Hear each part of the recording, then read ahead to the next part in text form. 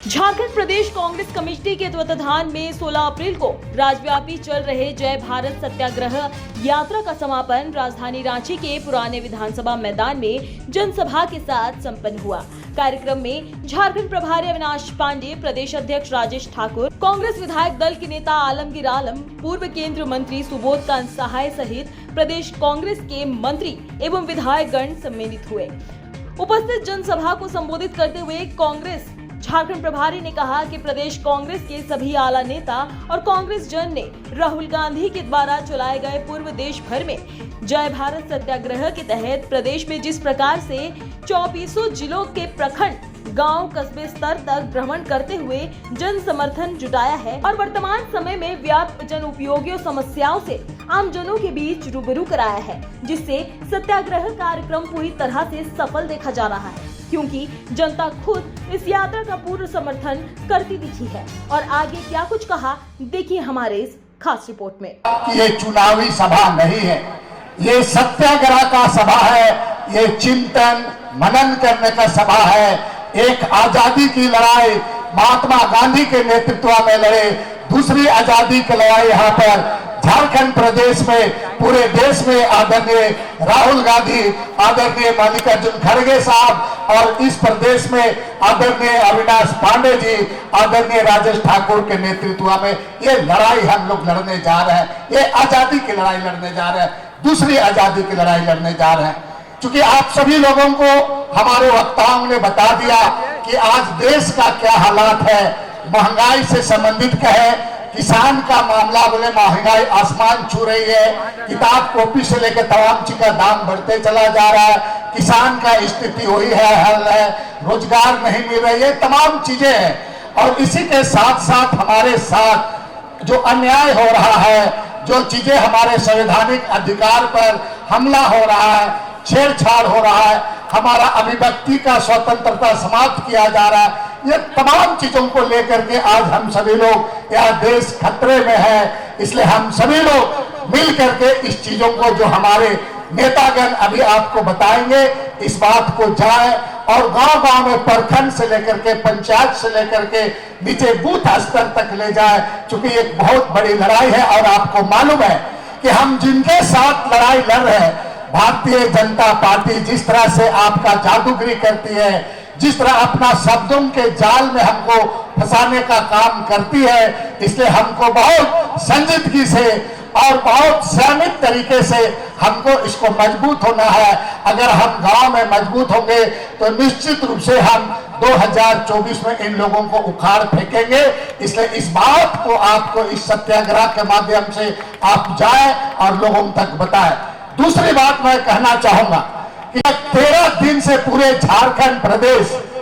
के तमाम जिलों में इस तरह से सत्याग्रह करते करते आज यहाँ झारखंड के रांची जिला में ये कार्यक्रम को समापन कर रहे हैं। और यही से एक संदेश जाएगा हमारे जो अपना अनुभव को इस सत्याग्रह के माध्यम से, साथ में हमारे सुबोध कांत भी साथ में थे, राजेश ठाकुर जी थे, ये तमाम अनुभव को हमको आपको बताने का काम करेंगे, जिससे जो हमारे ये तमाम चीजों को हमको लेकर के जाना है। मैं प्रभारी महोदय से आग्रह करूंगा, क्योंकि ये तमाम देश का स्थिति के संबंध, लेकिन झारखंड में के परिप्रेक्ष्य में सर मेरा आपसे एक आग्रह होगा कि ये सरकार हमारी गठबंधन से, कांग्रेस पार्टी के हिस्से से चल रही है और कांग्रेस सरकार यहाँ चल रही है। मेरा आग्रह होगा सर कि शुरू से ही कांग्रेस पार्टी यहाँ के लिए, झारखंड के लिए, और अगर चाहे तो आप यहाँ पर देखें तमाम चीजें जो भी नीतियां बनाई गई है, कांग्रेस पार्टी का एक बहुत बड़ा भूमिका है और कांग्रेस पार्टी इसमें एक अभिभावक का रोल अदा किया है। मेरा सर आपसे आग्रह होगा, विस्थापित आयोग को गठन करने का मांग को लेकर सरकार को एक बार आपके नेतृत्व में जरूर जाए, क्योंकि विस्थापन आयोग का गठन नहीं होने के कारण हमारा जमीन छीना जा रहा है, जो हाल के दिनों में आप देख रहे हैं। इसलिए जल्द से जल्द विस्थापन आयोग का गठन को लिए सरकार को आपके माध्यम से हो, ताकि इस पर हम लोग को सफलता मिल सके। दूसरी बात मैं कहना चाहूंगा सर कि सरना कोर्ट जैसा मामला यहाँ से कांग्रेस पार्टी और आपके नेतृत्व में राष्ट्रपति के पास हम लोग जाए सर, और राष्ट्रपति को इसको हम लोग याद दिलाए, ताकि जो सरना कोर्ट का मामला केंद्र में अटका हुआ है उस पर दबाव बनाया जा सके। ये मेरा आग्रह है सर। तीसरी बात मैं कहना चाहूंगा सर, यहाँ पर 5वीं अनुसूची जैसा मामला है सर, जबकि यहाँ पर आपका इस राज्य में 5वीं अनुसूची को आपको लागू हो, इसके लिए भी राष्ट्रपति को कांग्रेस पार्टी के माध्यम से जाना चाहिए और ये एक मेमोरेंडम देकर के इन तमाम चीजों को करने की जरूरत है। आखिर में मैं कहना चाहूंगा सर, चूंकि ये राजधानी है, बाकी बातें सब बातें लोगों के द्वारा कहा जा चुका है। इस राज्य में सर कुछ ऐसी जातियां हैं, चाहे चीक बड़ाई की बात करें, लोहारा की बात करें, चाहे यहाँ पर आपका कंपाट मुंडा की बात करें, चाहे यहाँ पर आपका भुइहर मुंडा की बात करें, चाहे यहाँ पर आपका फुटकटी मुंडा की बात करें, ये तमाम लोगों को एक साजिश के तहत केंद्र सरकार से अनुसूचित जनजाति के सूची से हटाने का काम किया गया है सर। सर मैं आपको कहना सर ये बहुत महत्वपूर्ण बात है, इसलिए इन तमाम जातियों को लेकर के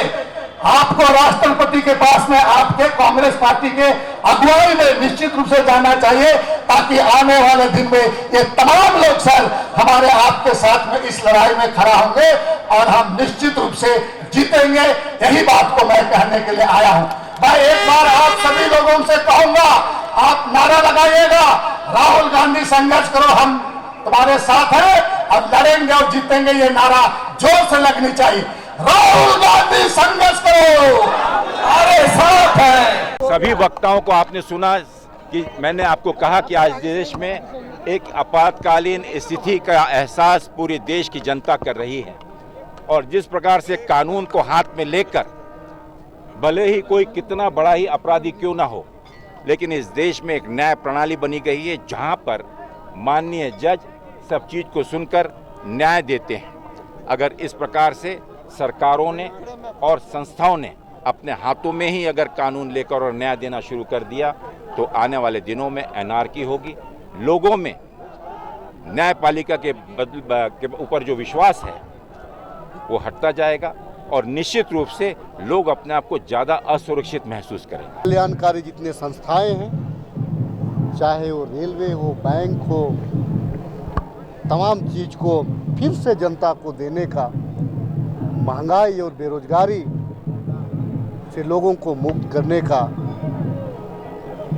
ये आज सत्याग्रह है कि 2024 भाजपा की सरकार केंद्र में बैठी हुई, पूरे 10 साल का कार्यकाल उनका जन विरोधी कार्यकाल रहा। लोकतंत्र है, जनता की सरकार आएगी और जनता के लिए आएगी, ना कि पूंजीपतियों की सरकार को रहने देगी। एक बात मैं बताऊं कि निश्चित रूप से ये ना केवल लोकतांत्रिक पद्धतियों का, लोकतांत्रिक संस्थानों का मोदी जी ने अपहरण कर लिया है, लेकिन अगर ये मोदी जी अगर सच बोलने की बातें हैं तो गूंगा हो जाते हैं और झूठ बोलने के बाद तो लाउड स्पीकर हो जाते हैं। तो ये पूरी लड़ाई जो है, जो सत्याग्रह है, राहुल जी का जो संघर्ष है, वो आम जनों का संघर्ष है। युवाओं का जो है बेरोजगारी के बारे में बात है, किसानों के लिए बातें हैं और जिसे पूरे देश के लिए कहा जाए देश के अभिव्यक्ति की स्वतंत्रता के बारे है। ये आप देख सकते हैं कि अगर कल की भी हम बात करें, पूरे यूपी की भी बात करें, तो आपको लगता है कि कहीं न कहीं जो 3 चीजें हैं,